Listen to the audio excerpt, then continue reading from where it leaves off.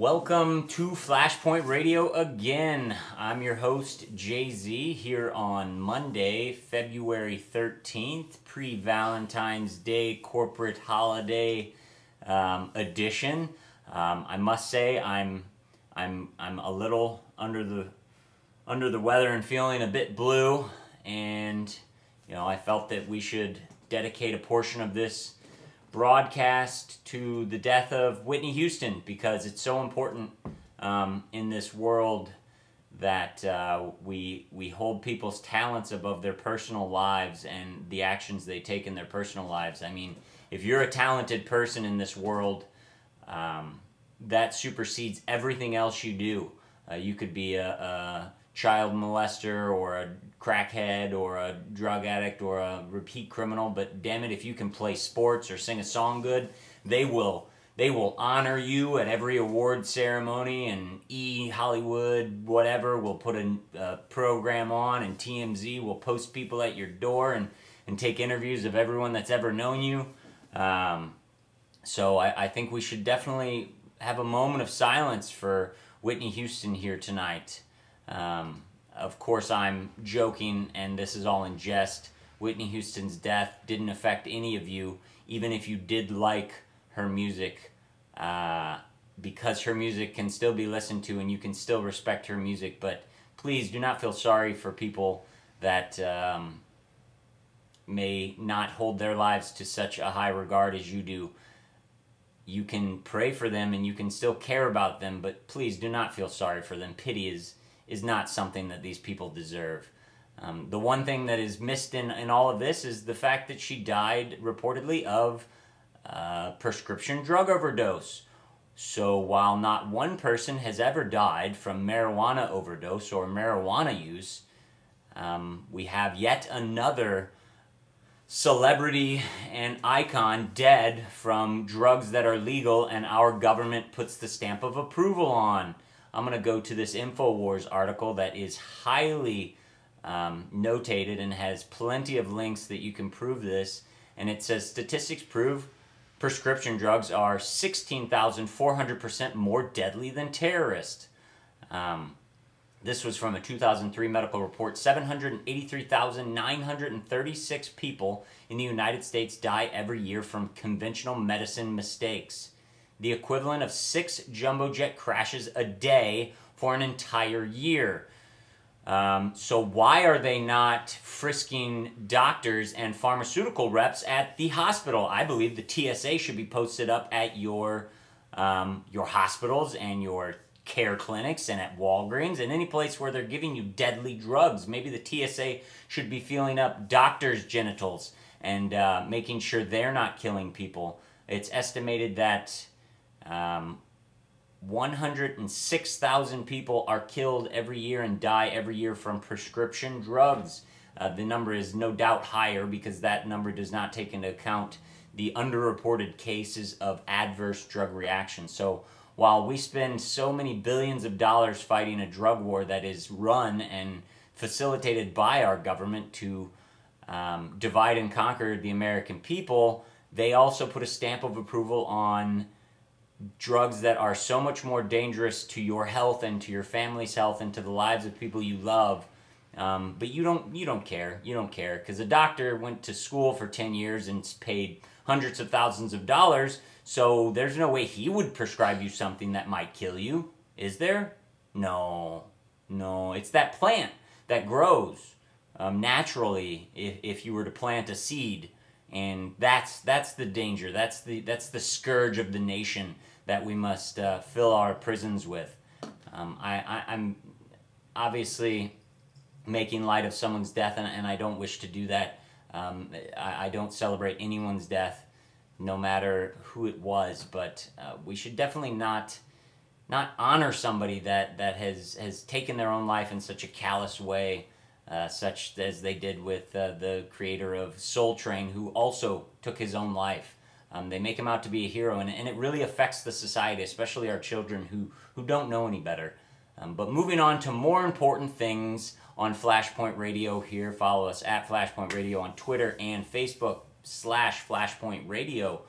We're going to look at Maine because it looks like we've got another round of Ron Paul cover-up, Ron Paul shenanigans, election frauds as well. Over the weekend, Mitt Romney was reported after only 4% of the vote was tallied that he won the Maine caucus with 39%, and Ron Paul came in with a measly 36%, which if the delegates were actually given out on Saturday, Mitt Romney would have gotten 11 and Ron Paul would have gotten 10, which would put Ron Paul at the number 2 position in the total delegate count. The head GOP said of Maine that they're not even going to count any of the polls or any of the caucuses that were not prepared through that time. It's a bit strange, but it seems that the Republicans and the Republican establishment in Maine canceled some delegates. A prediction of 3 to 4 inches in Maine decided to cancel caucuses. So they canceled caucuses, and at the same time in Washington County, the same county that canceled the caucus, the Girl Scouts held an event. The Girl Scouts. So think about it, people. If you think this is real, you are fooling yourself. At the same time on Saturday, Mitt Romney also took the CPAC straw poll. That has been won by Ron Paul the last 2 years. Go figure, Ron Paul didn't win this year. He wasn't invited. Some will say that he snubbed them to be in Maine, but the new organizers of the CPAC poll and their partner, Washington Times, decided that Ron Paul supporters were not the type of people that represented conservatism in America. It's a joke, clearly a joke. These people will soon realize that when they don't see people showing up at their events, that they may have made a mistake. The Washington Times also on Sunday